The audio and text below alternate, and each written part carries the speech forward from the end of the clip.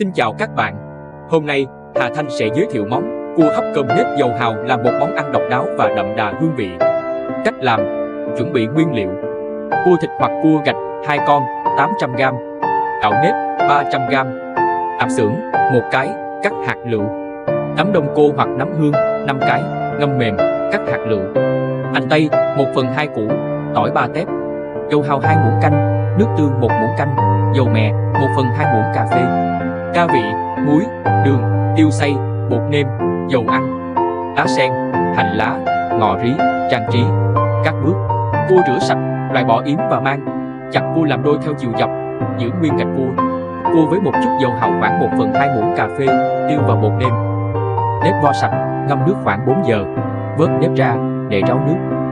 Trộn nếp với 1/2 muỗng cà phê muối, cho nếp vào xửng hấp khoảng 16 phút cho nếp chín khoảng 70%.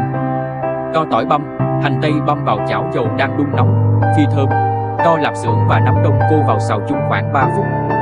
Tiếp tục cho nếp đã hấp vào chảo, nêm dầu hào, nước tương, đường, bột nêm và chút tiêu xay.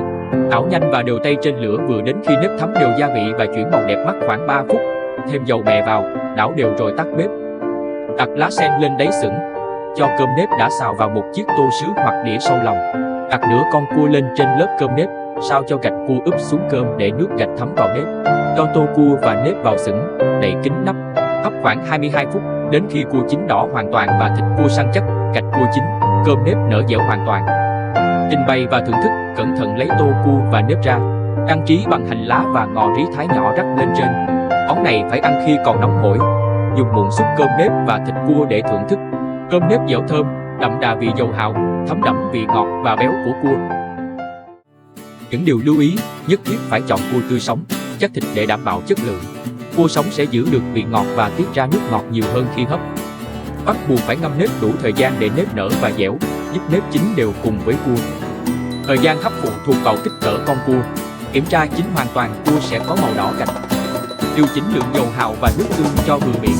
Cơm nếp nên có vị đậm đà để khi hấp cùng cua, hương vị được cân bằng. Việc lót lá sen không chỉ giúp chống dính mà còn làm tăng thêm mùi thơm tự nhiên, khiến món ăn hấp dẫn hơn. Cua hấp cơm nếp dầu hào là một món ăn độc đáo và đậm đà hương vị, thường thấy trong các bữa tiệc hoặc dùng làm món chính no bụng. Món ăn này kết hợp sự ngọt thanh, mọng nước của thịt cua tươi ngon với hương thơm dẻo bùi của cơm nếp được xào sơ với dầu hào và gia vị. Hơi nước từ cơm nếp khi hấp sẽ quyện vào thịt cua, và ngược lại, nước ngọt từ cua sẽ thấm ngược xuống hạt nếp, tạo nên một sự hòa quyện hương vị khó cưỡng. Đây là món ăn đòi hỏi sự tỉ mỉ và kỹ thuật nấu nướng nhất định. Cảm ơn các bạn đã theo dõi video. Hy vọng công thức này hữu ích và đừng quên nhấn đăng ký để đón xem các món ăn ngon tiếp theo nhé. Xin chào tạm biệt và hẹn gặp lại trong video tới.